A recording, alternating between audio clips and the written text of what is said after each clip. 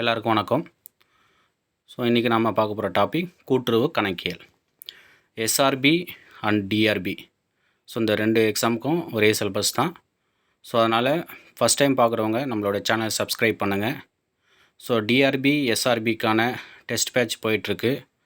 So புதுசாக பார்க்குறவங்க join பண்ணுறதுனா பண்ணிக்கலாம். ஸோ அந்த 4 டெஸ்ட்டோட லிங்க்கும் ஆக்டிவில் தான் இருக்குது. விவரங்களுக்கு நான் டிஸ்கிரிப்ஷனில் என் நம்பரை கொடுக்குறேன், காண்டாக்ட் பண்ணுங்கள். வாங்க கேள்வி நம்பர் 1க்குள்ளே போயிடலாம். கூட்டுறவு கணக்கியல். ஸோ இதில் ஒரு 200 கொஷின்ஸ் இருக்குது, இம்பார்ட்டண்ட்டான கொஷின்ஸு. ஸோ வீடியோ ஃபுல்லாக பாருங்கள், படிக்கிறவங்களுக்கு ஷேர் பண்ணுங்கள். நம்பர் 1, கேள்வி நம்பர் 1.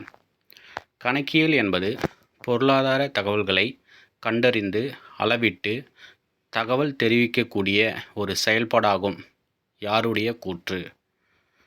அமெரிக்க கணக்கியல் கழகம். 2வது கேள்வி.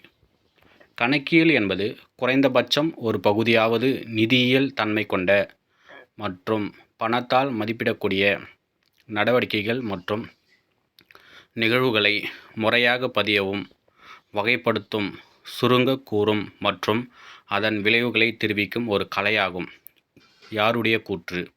அமெரிக்க பொது கணக்காளர் சான்று நிறுவனம். ஸோ இதை யார் சொன்னது அப்படின்றத கேட்குறாங்க. ஸோ இதெல்லாம் தெரிஞ்சு வச்சுக்கணும் கண்டிப்பாக. 3வது கேள்வி. லூகா பாசியோலி என்ற இத்தாலியர் இரட்டை பதிவு கணக்கியலை மேம்படுத்திய ஆண்டு எது? கிபி 1494. 4வது கேள்வி. வணிக நடவடிக்கைகளை பதிவு செய்தல், வகைப்படுத்துதல், சுருக்க முறைத்தல், பகுப்பாய்வு செய்தல் மற்றும் முடிவுகளை உய்த்துணர்தல் போன்றவைகளை உள்ளடக்கியது டேஷ் கணக்கியலின் செயல்பாடுகள். 5வது கேள்வி. நிறுவனத்தின் சொத்துக்களை பாதுகாத்தல் மற்றும் நிறுவனத்தின் கடன் தீர்க்கும் திறன் மற்றும் நீர்மத்தன்மையை அறிதல் என்பது கணக்கியலின் நோக்கங்கள். 6வது கேள்வி. கணக்கியல் செயல்முறைகளின் வரிசையான படிநிலைகளை உள்ளடக்கியதே டேஷ் கணக்கியல் சுழற்சி அக்கௌண்டிங் சைக்கிள். 7வது கேள்வி. ஸோ இதில் ஆன்லைன் டெஸ்ட்டில் 4 ஆப்ஷன் கொடுத்துருப்பேன், அதனால் இதை மேற்கூறிய அனைத்துன்னு சொல்லி இதில் வந்திருக்கு. ஸோ அந்த கேள்வி நான் எக்ஸிட் பண்ணுறேன். 8வது கேள்வி. முந்தைய ஆண்டின் சொத்துக்கள் மற்றும் பொறுப்புகளின் இறுதி இருப்புகளை அடுத்த கணக்காண்டின் டேஷ் இருப்பாக கொண்டு தொடக்க இருப்பாக கொண்டு கணக்கியல் சுழற்சியானது தொடர்கிறது. 9வது கேள்வி. கணக்கியல் சுழற்சியின் முதல் நிலை எது? நடவடிக்கைகளை இனம் கண்டு குறிப்பேட்டில் பதிவு செய்தல். 10வது கேள்வி. கணக்கியல் சுழற்சி இறுதி நிலை எது? இருப்பு நிலை குறிப்பு தயாரித்தல். ஸோ அக்கௌண்டிங் சைக்கிள் அப்படின்னா ஜேர்னல் ரிஜிஸ்டர் பண்ணோம், அடுத்து லெஜர் ப்ரிப்பேர் பண்ணோம், trial balance, trading account, profit and loss account, and last balance sheet. அதுதான் இறுதி நிலைன்னு சொல்கிறாங்க. 11வது கேள்வி. ஒரு வணிகம் பிறருக்கு செலுத்திய வேண்டியவை எது? பொறுப்புகள் லயபிலிட்டிஸ். ஸோ நிறுவனம் மற்றவங்கிட்ட கடன் வாங்கியிருந்தாங்க அப்படின்னா அந்த கடனை கண்டிப்பாக திருப்பி செலுத்தி ஆக வேண்டும். ஸோ அந்த மாதிரியான விஷயங்கள்லாம் பார்த்திங்கன்னா பொறுப்புகள். 12வது கேள்வி. இது விற்பனையாளரால் தயாரிக்கப்பட்டு வாங்குபவருக்கு அளிக்கப்படும் அறிக்கை இடாப்பு. ஸோ இடாப்பு அப்படின்னா இங்கிலீஷில் இன்வாய்ஸ்ன்னு சொல்லுவாங்க, அதுதான் இடாப்பு. 13வது கேள்வி. இது நிறுவனத்தின் உரிமையாளர் தன் சொந்த உபயோகத்திற்காக வணிகத்திலிருந்து ரொக்கம், சரக்குகள் மற்றும் சொத்துக்கள் போன்றவற்றை எடுத்துக்கொள்வதை குறிக்கும். எடுப்புக்கள் டிராயிங்ஸ்னு சொல்லுவாங்க, இங்கிலீஷில் டிராயிங்ஸு. 14வது கேள்வி. காலப்போக்கு மற்றும் பயன்பாடு காரணமாக நிலை சொத்துக்களின் மதிப்பில் உண்டாகும் படிப்படியான குறைவே டேஷ் எனப்படும் தேய்மானம் டிப்ரிசியேஷன். 15வது கேள்வி. விற்பனை செய்த சரக்குகள் வாடிக்கையாளரிடமிருந்து திரும்ப பெறப்பட்டால் அது உள்திருப்பம். ஸோ உள்திருப்பம் என்னன்னு பார்த்தீங்கன்னா விற்பனை திருப்பம் தான் உள்திருப்பம்னு சொல்லுவாங்க. 16வது கேள்வி. நிறுவனங்கள் கணக்கியல் தகவல்களை சமூகத்தின் பார்வையில் வழங்குவது எது? சமூக பொறுப்பு கணக்கியல் சோஷியல் ரெஸ்பான்சிபிலிட்டி அக்கௌண்டிங். 17வது கேள்வி. ரொக்க அடிப்படை மற்றும் நிகழ்வு அடிப்படை ஆகிய இரண்டும் இணைந்த ஒரு முறையே கலப்பு அடிப்படை. 18வது கேள்வி. நடவடிக்கைகளை இனம் கண்டு கணக்கேடுகளில் பதிவு செய்தலே கணக்கியல் செயல்முறையின் டேஷ் நிலையாகும். முதல் நிலை. 19வது கேள்வி. கணக்கியல் முறையின் அடிப்படைக்காக மேம்படுத்தப்பட்டு நிறுவப்பெற்ற விதிமுறைகள் மற்றும் அனுமானங்கள் டேஷ் எனப்படுகின்றன. கணக்கியல் கோட்பாடுகள் அக்கௌண்டிங் பிரின்சிபல்ஸ். 20வது கேள்வி, கணக்கேடுகள் மற்றும் கணக்கியல் அறிக்கைகள் தயாரிக்க தேவையான அடிப்படை கட்டமைப்பை டேஷ் வழங்குகின்றன. கணக்கியல் கோட்பாடுகள் வழங்குகின்றன. 21வது கேள்வி, கணக்கியல் கோட்பாடுகள் என்பது கணக்கியல் கருத்துக்கள் அல்லது கணக்கியல் மரபுகள். 22வது கேள்வி, கணக்கியல் கருத்துக்கள் என்பது கணக்கியல் அடிப்படை அனுமானங்கள். 23வது கேள்வி, டேஷ் என்பது கணக்கியல் மரபுகள் என்பது நடைமுறை அல்லது பயன்பாட்டின் அடிப்படையிலான வழிகாட்டுதல்களாகும். 24வது கேள்வி, கணக்கியல் அறிக்கைகளை தயாரிப்பதற்கு வழிகாட்டக்கூடிய வழக்கங்கள் அல்லது நடைமுறைகள் டேஷ் கணக்கியல் மரபுகள். கணக்கியல் மரபுகள் அப்படின்னா அக்கௌண்ட்ஸை வந்து எப்படி போடணும் அப்படின்றத அந்த மரபுகள் சொல்லியிருப்பாங்க. ஸோ அதுதான் கணக்கியல் மரபுகள். 25வது கேள்வி, கீழ்கண்டவற்றில் வணிகத்தன்மை கருத்து எது? முதல் இடுகின்ற உரிமையாளரும் நிறுவனமும் தனித்தன்மை பெற்றுள்ள இரு நபர்கள். 26வது கேள்வி, பணத்தால் அளவிடக்கூடிய நடவடிக்கையில் மட்டும் பதியப்படும் கருத்து எது? பண மதிப்பீட்டு கருத்து.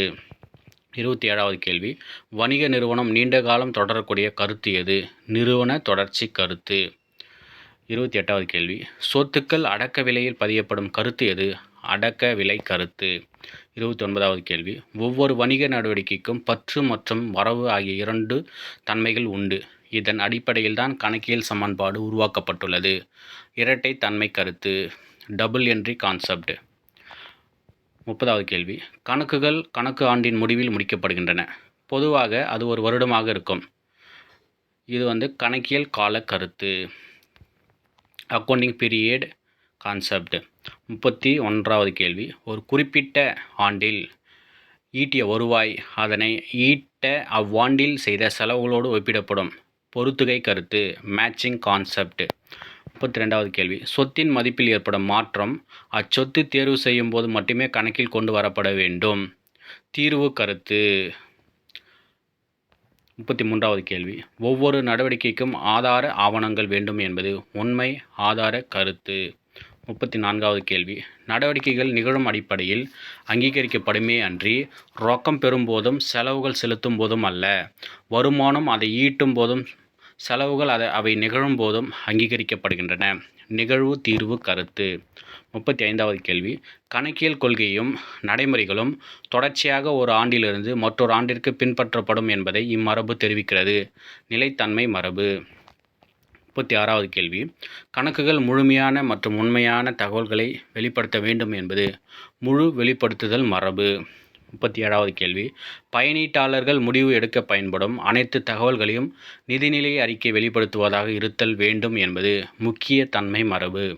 38வது கேள்வி, நடவடிக்கை பதியப்படும் போது எதிர்நோக்கும் லாபத்தை அன்றி எதிர்நோக்கும் நட்டத்தை மட்டும் கருத்தில் கொள்ள வேண்டும் என்பது முன்னெச்சரிக்கை மரபு. 39வது கேள்வி, வணிக நடவடிக்கையில் உள்ள பயனை பெறுதல் பயனை கொடுத்தல் ஆகிய இரு தன்மைகளையும் கணக்கேட்டில் பதிவு செய்யும் முறை டேஷ் எனப்படும் இரட்டை பதிவு முறை, டபுள் என்ட்ரி சிஸ்டம். 40வது கேள்வி, இரட்டை பதிவுமுறையின் நன்மைகள் மேற்கூறிய அனைத்தும். ஸோ இது வந்து பார்த்திங்கன்னா நிறைய நன்மைகள் இருக்குது. நான் கொஷினில் வந்து 4 ஆப்ஷன் கொடுத்துருப்பேன். ஸோ அதுதான் மேற்கூறிய அனைத்துன்னு சொல்லிட்டு ஆன்சர் இருக்குது. 41வது கேள்வி, இந்த முறையில் ஆள்சார் கணக்குகளும் ரொக்க கணக்கு மட்டுமே பதிவு செய்யப்படுகிறது. ஒற்றை பதிவு முறை, single entry system are incomplete records. 42வது கேள்வி, வரி விதிக்கும் அதிகாரிகள் இம்முறையை ஏற்றுக்கொள்வதில்லை. ஒற்றை பதிவு முறை, சிங்கிள் என்ட்ரி சிஸ்டம். 43வது கேள்வி, இம்முறையில் இருப்பாய்வு தயாரிக்க முடியாது. ஒற்றை பதிவு முறை, சிங்கிள் என்ட்ரி சிஸ்டம். 44வது கேள்வி, கணக்கியலின் வகைப்பாடுகள் எத்தனை? 2. Personal account, impersonal account. 45வது கேள்வி, இது மனிதர்கள் இல்லாத சட்டத்தால் இயக்கப்படும் செயற்கை நபர்கள் சார்ந்த கணக்கு. இது வணிக நிறுவனங்கள் தொண்டு நிறுவனங்கள் போன்றவைகளை குறிக்கும். சட்டமுறை ஆள்சார் கணக்கு, ஸ்டாச்சுட்டரி ரெப்ரசன்டேட்டிவ் அக்கௌண்ட். 46வது கேள்வி, இது இயற்கை அல்லது செயற்கை தன்மையுடைய நபரையோ அல்லது குழுவையோ குறிக்கிறது. உதாரணம், கொடுபட வேண்டிய சம்பள கணக்கு, பிரதிநிதித்துவ ஆள்சார் கணக்கு. 47வது கேள்வி, பார்க்கக்கூடிய மற்றும் தொட்டு உணரக்கூடிய சொத்துக்கள் மற்றும் உடைமைகளின் கணக்குகள் இவற்றில் அடங்கும். புலனாகும் சொத்து கணக்கு, டேஞ்சிபிள் அசெட்ஸ். 48வது கேள்வி, பார்க்க முடியாத மற்றும் தொட்டுணர முடியாத சொத்துக்கள் மற்றும் உடைமைகளின் கணக்கு இவற்றில் அடங்கும். புலனாகா சொத்து கணக்கு, இன்டேஞ்சிபிள் அசெட். 49வது கேள்வி, பெறுபவரை பற்றுவை, தருபவரை வரவுவை. ஆள்சார் கணக்கு. Personal account. 50வது கேள்வி. உள் வருவதை பற்றுவை, வெளிச்செல்வதை வரவு செய்க. சொத்து கணக்கு. Real account. 51வது கேள்வி. அனைத்து செலவுகளையும் நட்டங்களையும் பற்றுவை, அனைத்து வருமானங்களையும் ஆதாயங்களையும் வரவுவை. பெயரளவு கணக்கு. Nominal account. 52வது கேள்வி. ஆங்கிலத்தில் ஜர்னல் எனப்படும் சொல்லானது டேஷ் சொல்லான ஜோர் என்னும் சொல்லிலிருந்து உருவானது. பிரெஞ்சு சொல்லான ஜோர் என்னும் சொல்லிலிருந்து உருவானது. 53வது கேள்வி. ஜர்னல் எனப்படும் சொல்லுக்கு பொருள் தருக. நாள்தோறும். 54வது கேள்வி. நடவடிக்கைகள் நிகழ்ந்த கால வரிசையில் பதியப்படுவது எது? குறிப்பேடு. ஜேர்னல். 55வது கேள்வி. நடவடிக்கைகள் முதலில் எங்கு பதியப்படுகின்றன? குறிப்பேடு. 56வது கேள்வி. நினைவு குறிப்பு அல்லது நாட்குறிப்பில் இருந்து நடவடிக்கைகள் நிகழ்ந்த நாள் வரிசைப்படி பதிவு செய்ய பயன்படுத்தப்படும் முதன்மை பதிவேடு குறிப்பேடாகும். யாருடைய கூற்று? பேராசிரியர் கார்ட்டர். 57வது கேள்வி. ஒரு குறிப்பேடு எத்தனை பத்திகளை கொண்டிருக்கும்? 5 பத்திகளை கொண்டிருக்கும். 58வது கேள்வி. இது கணக்குகளின் சரித்தன்மையை காணவும் தணிக்கை செய்வதற்கும் உதவியாக உள்ளது. பேரேட்டு பக்க எண்.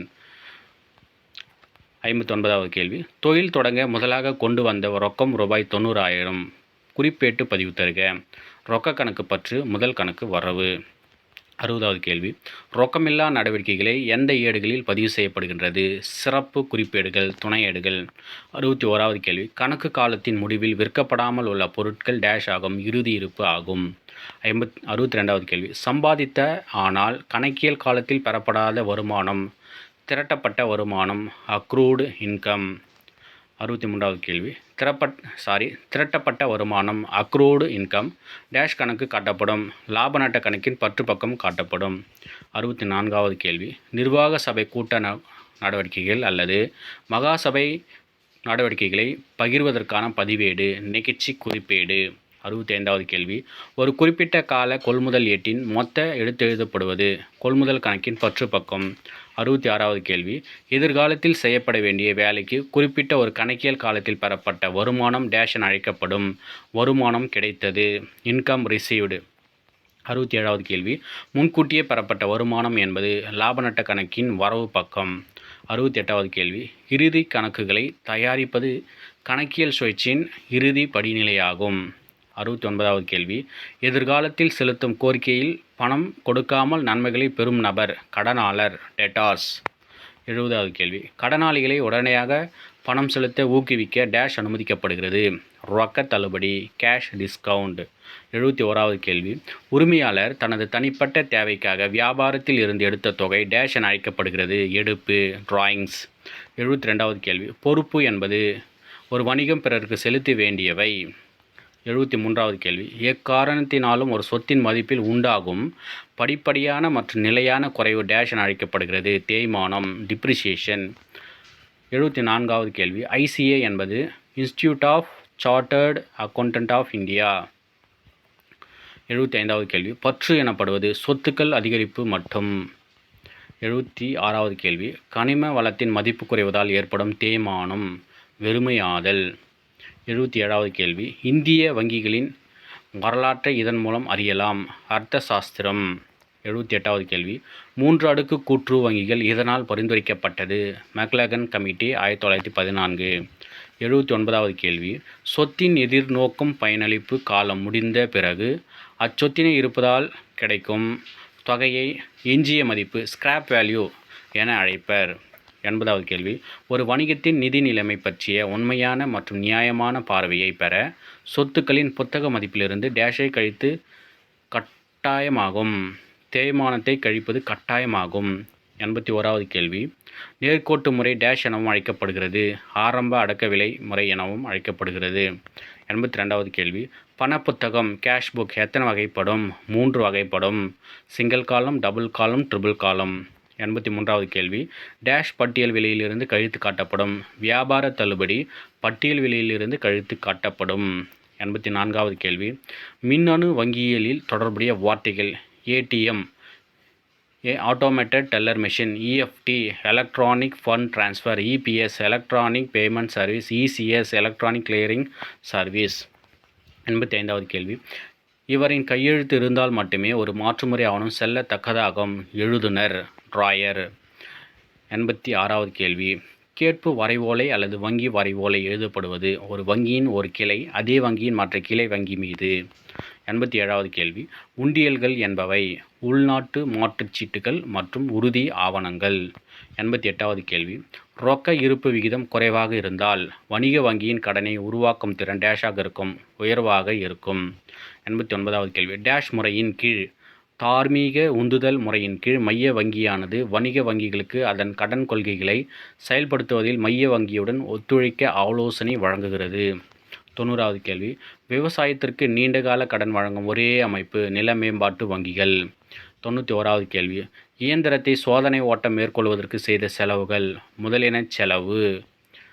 92வது கேள்வி. இந்திய தொழில்துறை கடன் மற்றும் முதலீட்டுக் கழகம் ICICI எந்த ஆண்டு நிறுவப்பட்டது? 1955. 93வது கேள்வி. முத்ரா வங்கி இதன் துணை வங்கி இந்திய சிறுதொழில் வளர்ச்சி வங்கி சிட்பி. 94வது கேள்வி. ஏற்றுமதி முறிகள் எக்ஸ்போர்ட் பில்ஸ் மற்றும் இறக்குமதி முறிகள் இம்போர்ட் பில்ஸ் என்பவை அயல்நாட்டு முறிகள். 95வது கேள்வி. கூட்டுறவு வங்கிகளின் அடிப்படை கோட்பாடுகளில் ஒன்று ஒரு பங்குதாரர் ஒரு வாக்கு. 96வது கேள்வி. பதிவு செய்யப்பட்ட சங்கம் கணக்குகள் மற்றும் புத்தகங்கள் பராமரித்தல் பற்றிய தமிழ்நாடு கூட்டுறவு சங்கங்களின் சட்டம் 1983 எந்த பிரிவு சொல்கிறது? பிரிவு 84. 97வது கேள்வி. பதிவு பெற்ற ஒரு சங்கம் தனது நிதிகளை பங்குகளாக அல்லது வைப்பீடுகளாக அல்லது பிணையங்களாக இதில் அல்லது இவற்றில் முதலீடு செய்யலாம். ஸோ மேலே உள்ள அனைத்தும் அந்த ஆன்லைன் டெஸ்ட்டில் 4 ஆப்ஷன் கொடுத்துருப்பேன், அதை எல்லாமே சொல்லியிருப்பேன். ஸோ இந்த கேள்வியை நம்ம ஸ்கிப் பண்ணிடலாம். 98வது கேள்வி. எந்த கணினி பரிவர்த்தனைகள் தொகுப்புகளில் நடக்கும்? நெஃப்ட். பேட்சாக எதில் நடக்கும்னா நெஃப்ட். 99வது கேள்வி. NPA எதை குறிக்கிறது? செயல்படாத சொத்து. 100வது கேள்வி. டேஷ் என்பது பங்குகள் மற்றும் நீண்டகால முதலீடுகள் மூலம் மூலதனத்தை உயர்த்துவதில் அக்கறை கொண்டுள்ள நிதி அமைப்பின் ஒரு பகுதியாகும். மூலதன சந்தை. 101வது கேள்வி. டேஷ் அன்று 8 நவம்பர் 2016 அன்று 500 மற்றும் 1000 ரூபாய் நோட்டுகளை பண மதிப்பு செய்து அறிவிக்கப்பட்டது. 102வது கேள்வி. தமிழ்நாடு கூட்டுறவு சங்கங்கள் சட்டம் 1983 பிரிவு 72 படி நிகர லாபத்தில் 9வதாக பிரிவினை செய்யப்படுவது சேமநிதி ரிசர்வ் ஃபண்ட். 103வது கேள்வி. பின்வரும் எந்த அமைப்பில் பரிவர்த்தனைகள் நிகழ்நேரத்தில் நடக்கின்றன? RTGS real time gross settlement. 104வது கேள்வி. முதல் நிலை தினப்பதிவேடு மற்றும் துணைநிலை தின குறிப்பேடு ஆகியவை பாதுகாக்கப்பட வேண்டிய காலம் நிரந்தரமாக. 105வது கேள்வி. பதிவான சங்கம் ஒன்றின் உறுப்பினர் எவருக்கும் சங்க விவகாரங்களில் டேஷ் மேற்பட்ட வாக்கு ஒன்றுக்கு மேற்பட்ட வாக்கு அல்லது வாக்குகள் கிடையாது. 106வது கேள்வி. முழுமை பெறா பதிவேடுகளை பொதுவாக பராமரித்து வருவது சிறிய அளவிலான தனியார் வணிகம். 107வது கேள்வி. கடனாளிகள் தொடக்க இருப்பு ரூபாய் 30,000, கடனாளிகளிடமிருந்து பெற்ற ரொக்கம் ரூபாய் 1,00,000, கடன் விற்பனை ரூபாய் 90,000, கடனாளிகள் இறுதி இருப்பு ரூபாய் 20,000. 108வது கேள்வி. இருப்புநிலை குறிப்பு வணிக நிறுவனத்தின் நிதிநிலை பற்றிய தகவல்களை ஒரு குறிப்பிட்ட நாளுக்குரிய வழங்குகிறது. 109வது கேள்வி. நிதி எனும் சொல் குறிப்பிடுவது நடைமுறை முதல் ஒர்க்கிங் கேபிட்டல். 110வது கேள்வி. இறக்குமதி வரி எந்த கணக்கில் வரும்? உற்பத்தி கணக்கு. 111வது கேள்வி. முடிவு இருப்பு எந்த கணக்கில் வரும்? வியாபார கணக்கு மற்றும் இருப்புநிலை குறிப்பு க்ளோசிங் பேலன்ஸ். 112வது கேள்வி. நீண்டகால பொறுப்புகள் லாங் டேர்ம் லைபிலிட்டிஸ் எவ்வாறு அழைக்கப்படுகிறது? நிலையான பொறுப்புகள் ஃபிக்ஸ்டு லைபிலிட்டி. 113வது கேள்வி. வரவேண்டிய கடன் வசூலிக்க இயலவில்லை எனில் அது எவ்வாறு அழைக்கப்படும்? வராக்கடன் பேட் டெட்ஸ்.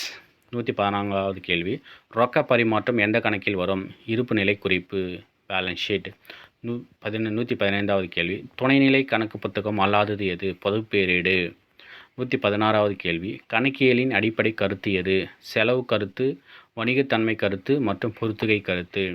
117வது கேள்வி. வருவாய் நோக்குடன் வாங்கப்படும் சொத்து எவ்வாறு அழைக்கப்படும்? நிலையான சொத்து ஃபிக்ஸட் அசெட். 118வது கேள்வி. இந்திய மாற்றுமுறை ஆவணங்கள் சட்டம் 1881 பிரிவு 14 இதை பற்றி குறிப்பிடுகிறது? மாற்றுமுறை ஆவணங்கள். 119வது கேள்வி. பதிவுகளை குறிப்பேட்டில் இருந்து பேரேற்றிற்கு மாற்றுவது டேஷ் எனப்படும்?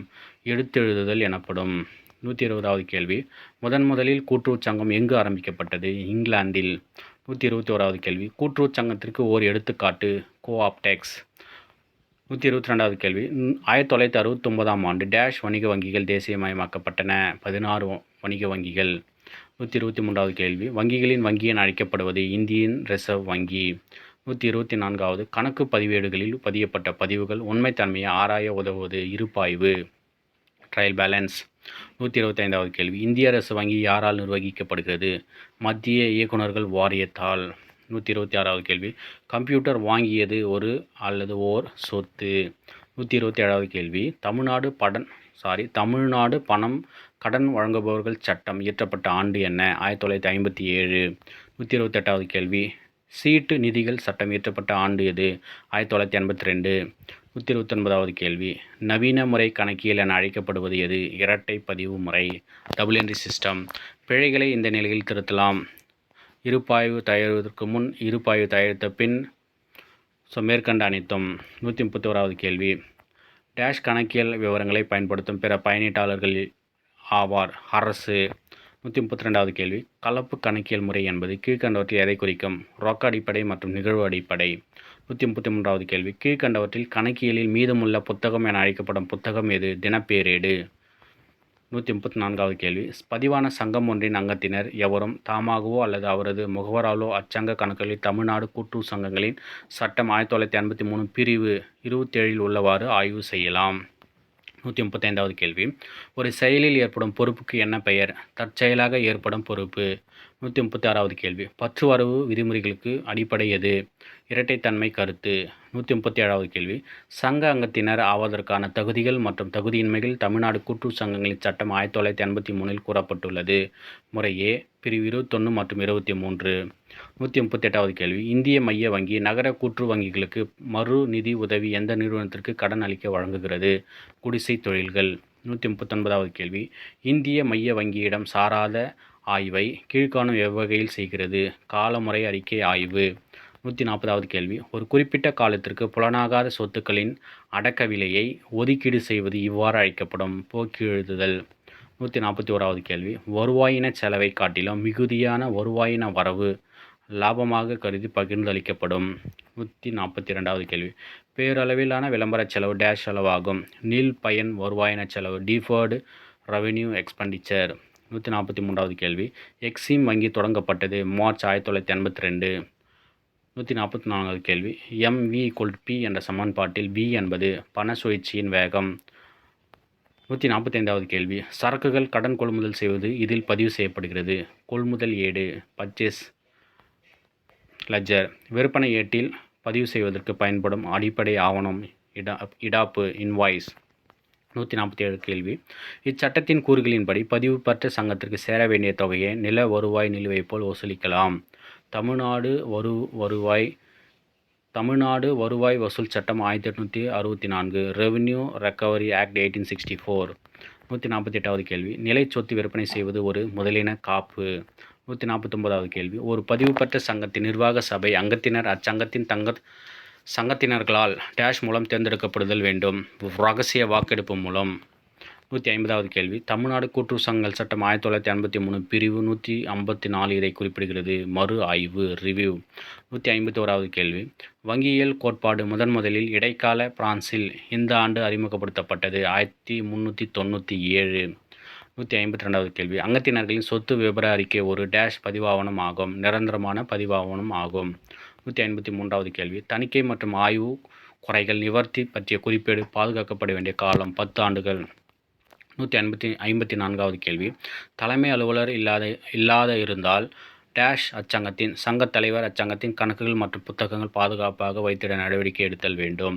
155வது கேள்வி சங்கத்தின் அங்கத்தினராக சேர விரும்பும் ஒரு தனிப்பட்ட நபர் இந்த படிவத்தில் விண்ணப்பம் அளித்தல் வேண்டும். படிவம் நம்பர் 16. 156வது கேள்வி நிர்வாக சபை தேர்தலில் போட்டியிடும் வேட்பாளரின் வேட்புமனு படிவம் எண் 18 இருத்தல் வேண்டும். 157வது கேள்வி சிறிய செலவுகள் எழுதப்படும் புத்தகம் அல்லது ஏடு சில்லறை ரொக்க ஏடு பெட்டி கேஷ். 158வது கேள்வி தொடக்கநிலை அறிக்கை வழக்கமாக தயாரிக்கப்படுவது தொடக்கம் முதல் கண்டறிய. 159வது கேள்வி கடன் விற்பனை தொகை கணக்கிட தயாரிக்கப்படுவது மொத்த கடனாளிகள் கணக்கு. 160வது கேள்வி பெறுதல்கள் மற்றும் செலுத்துதல்கள் கணக்கு ஒரு சொத்து கணக்கு. 161வது கேள்வி ஒரு வணிகத்தின் நிதிநிலையை அறிந்து கொள்ள அடிப்படையானது இருப்புநிலை குறிப்பு. 162வது கேள்வி வணிகம் நீண்ட காலம் தொடர்ச்சியாக நடைபெறும் என்ற கருத்தை அடிப்படையாக கொண்டது. நிறுவன தொடர்ச்சி கருத்து. 163வது கேள்வி. பின்வருவனவற்றில் எது கணக்கியலின் முதன்மை நோக்கம் ஆகாது? வரி விதிக்கும் அதிகாரிகளிடம் வரி தொடர்பான பிரச்சனைகளை தீர்த்தல்.